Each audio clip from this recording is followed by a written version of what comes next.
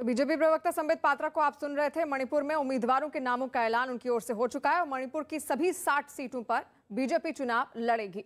वहीं यूपी के चुनाव में बीजेपी का धुआंधार प्रचार आज भी जारी है। आपको बता दें कि आज भी लगातार प्रचार अभियान चल रहा है और अब से कुछ देर बाद सीएम योगी आदित्यनाथ पश्चिमी यूपी के खुर्जा और बुलंदशहर में होंगे, जहां वो संवाद और घर घर प्रचार में हिस्सा लेंगे। वहीं जेपी नड्डा शिकोहाबाद के दौरे पर हैं, राजनाथ सिंह कासगंज और फर्रुखाबाद में हैं, जहां से पार्टी के लिए लोगों से वोट मांगेंगे और साथ साथ डिप्टी सीएम केशव प्रसाद मौर्य बरेली में हैं, जहां वो डोर टू डोर प्रचार में हिस्सा भी लेंगे। बुलंदशहर, शिकोहाबाद, कासगंज और साथ साथ कई ऐसे जगह हैं जहां पर इस बार प्रचार अभियान बीजेपी की ओर से चलाया जाएगा। आज वहीं भारतीय जनता पार्टी के राष्ट्रीय अध्यक्ष जेपी नड्डा ने अब से थोड़ी ही देर पहले शिकोहाबाद में एक चुनावी सभा को संबोधित किया और इस दौरान उन्होंने विपक्ष पर जोरदार हमला किया। जेपी नड्डा आज संगठनात्मक बैठकें करेंगे, साथ ही विधानसभा चुनाव के मद्देनजर कार्यकर्ताओं एवं पार्टी पदाधिकारियों का मार्गदर्शन भी वो करेंगे। जेपी नड्डा का घर घर जाकर प्रचार करने का भी कार्यक्रम है। शिकोहाबाद के बाद नड्डा हाथरस जाएंगे और वहां भी मतदाताओं से संवाद करेंगे।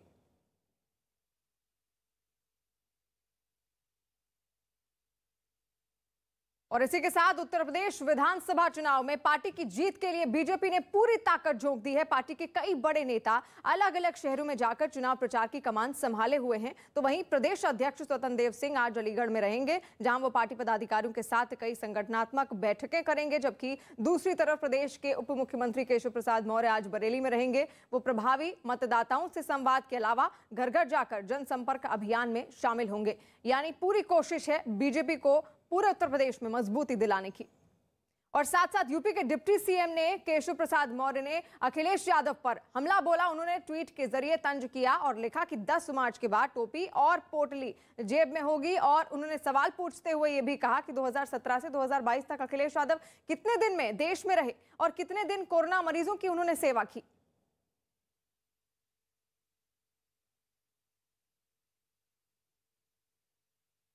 वहीं डिप्टी सीएम केशव प्रसाद मौर्य ने अखिलेश यादव का नाम लेकर उन पर निशाना साधा। कोरोना काल में अखिलेश यादव की गैर हाजिरी पर घेरते हुए उन्होंने एक ट्वीट किया और लिखा, टोपी और पोटली 10 मार्च को होगी जेब में। श्री अखिलेश यादव जाएंगे घूमने विदेश में। अखिलेश यादव जी बताइए 2017 से 2022 में कितने दिन रहे विदेश में, कितने दिन देश में कोरोना पीड़ितों की सेवा में लगाए, कितने दिन जनता सब रही है गिन। वहीं उत्तर प्रदेश के मुख्यमंत्री योगी आदित्यनाथ अब से थोड़ी ही देर में खुर्जा में प्रभावी मतदाता संवाद कार्यक्रम में हिस्सा लेने वाले हैं। इसके बाद वो दोपहर 1:30 बजे बुलंदशहर के शिकारपुर जाएंगे और वहां भी मतदाता संवाद कार्यक्रम में हिस्सा लेंगे। इसके बाद वो करीब 3 बजे पिलखुआ पहुंचेंगे और वहां भी प्रभावी मतदाता संवाद कार्यक्रम में हिस्सा लेने के साथ ही घर घर संपर्क अभियान में शामिल होंगे।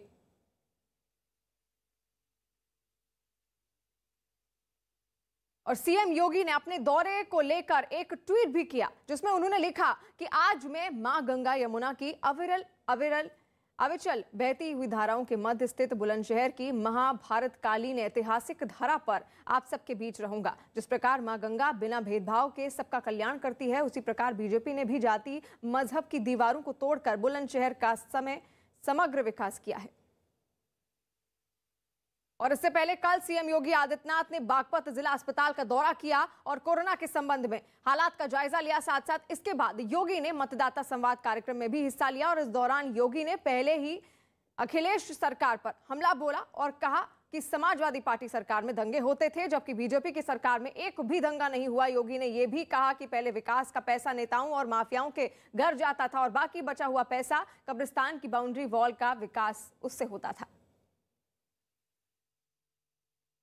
इनका विकास का जो मॉडल था वह विनाश का था, नकारात्मक था,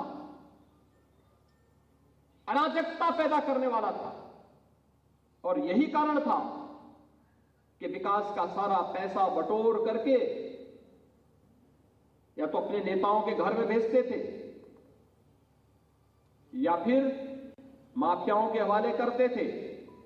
और अगर कहीं थोड़ी बहुत कहीं लगता था कि करना है तो विकास का कहां का कराते थे मालूम है आपको? समाजवादी पार्टी की सरकार के समय का केवल एक विकास दिखाई देता, वो विकास है कब्रिस्तान की बाउंड्री वॉल का।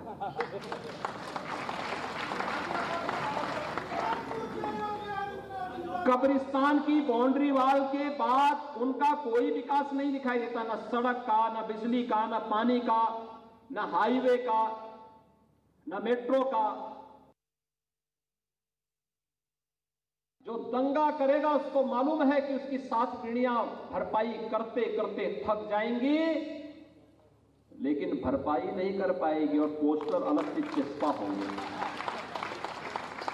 चाहे दंगाइयों के पोस्टर पहले भी कभी चिपकाए जाते थे क्या?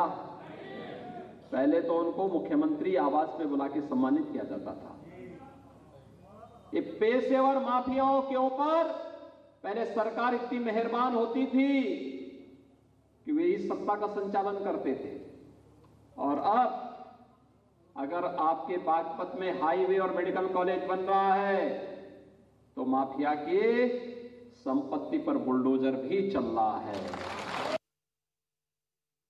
सत्ता लोलुप राजनीतिक दलों के हाथों में जो बागडोर प्रदेश के अंदर जिन तत्वों के हाथों में आई थी, जिनके लिए उत्तर प्रदेश की 25 करोड़ जनता नहीं बल्कि अपना स्वयं का परिवार महत्वपूर्ण हो गया था। कहीं चाचा भतीजा के लिए, कहीं बुआ भतीजे के लिए, कहीं भाई बहन के लिए, उससे बाहर उनकी दृष्टि नहीं जाती थी। उन लोगों ने प्रदेश के सामाजिक ताने बाने को तो छिन्न भी नहीं किया ही, लोकतांत्रिक मूल्यों को भी तार तार करने का कार्य किया था।